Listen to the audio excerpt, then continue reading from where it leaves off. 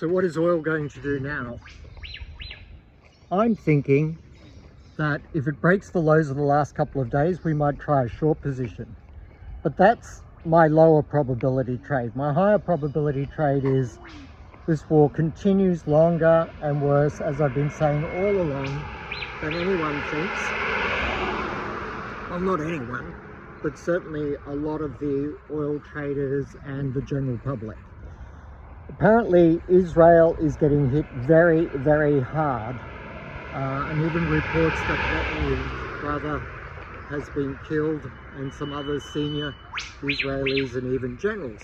But I don't know if that's true, but there are certainly those reports are out there, and Israel is controlling the release of information about what is happening in Israel.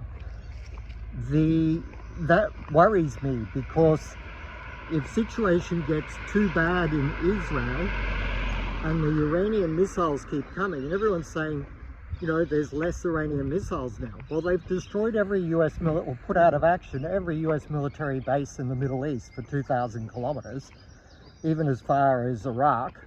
Well, it's not that far from Iran, but they've hit every US base. So every US base is basically out of commission. The 5th Fleet headquarters is apparently completely flattened, has been hit multiple times. If Israel gets too desperate, will they use, and I don't want to shock people here, but other people are starting to talk about it as well, a tactical nuclear weapon to stop Iran, thinking that will finally break the back of Iran.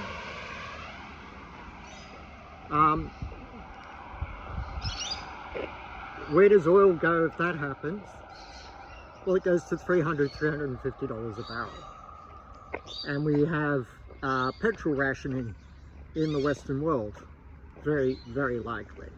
Now, that's a low probability scenario, but if you're going to manage geopolitical risk successfully, you have to consider all the scenarios in advance. Because one thing you don't, hello, are you lost? What's going on? Hey, you okay? I'll come back to you in a sec. You have to consider all scenarios in advance. And I put a dog in my video. I'm going to go back to him because he didn't look too well, actually. Maybe that will help views, because that's what they do in Hollywood. They put dogs in movies just to increase their sales. Small aside. So it's not a scenario that's likely, but it's a scenario that's growing in probability.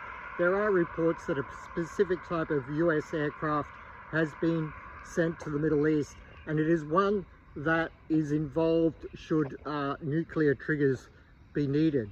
So that's its specialist role, and it's just gone to the Middle East. So I do have some concerns on all of that.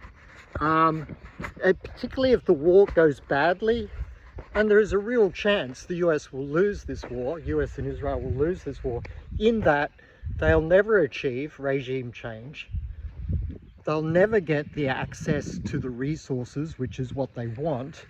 You know, one of the world's biggest gold discoveries, massive rare earth discovery recently in Iran, and of course, you know, 10 to 15% of the world's oil supplies. And Senator Graham came out yesterday and said that's what they want. They want to get rich by invading Iran, and that's a great thing. So they just want US corporate access to those resources. Anyone who says they don't want that has got rocks in their heads. I'm not saying they just want that, but they do also want that. So it's resource wars. My point is, the missiles that are coming out of Iran, a lot of their bases haven't even been activated yet, their launches. So the Americans and the Israelis don't know where they all are, which means they can't know how many there are still. The missiles that are being launched at Israel at the moment, more than ever, are getting through. So the dome is weakened. Missiles going at the UAE, greater percentage, penetrating air defences. So air defences are deteriorating. And the size of Iranian missiles is increasing. and Iran has made it very clear what its policies are, and the Gulf states are very unlikely to join the war. In fact, a couple of them have already said they're not going to join the war against Iran because the US shouldn't have started it. That's not me saying that, that's what they are saying. So this war can still go on for longer than people would like, which means the Strait of Hormuz stays closed. As I told you, the day that Trump said, I'll do insurance coverage and the Navy will escort tankers, I told you that day that that won't work, and it hasn't worked.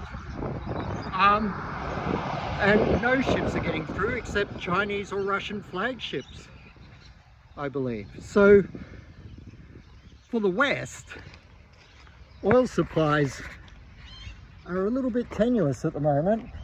20% of the world's oil supplies just stopped. In fact, a couple of the Gulf states have now stopped producing or pumping oil out of the ground because their storage tanks are full. So the world is going to suffer an energy shortage. And you're going to see people begin to panic about that. So fill up your car, of course, but maybe put some, petrol cans into your garage as well. Because if this war goes on for another 3 months, which it could, or 6 months, because how does it end when they're not going to achieve regime change?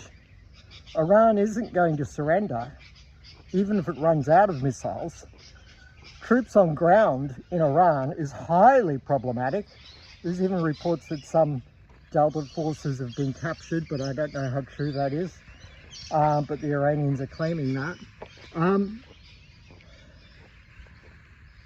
It's hard to see how the war ends, which means all this talk about it's complete and we've achieved our objectives, none of the objectives have been achieved.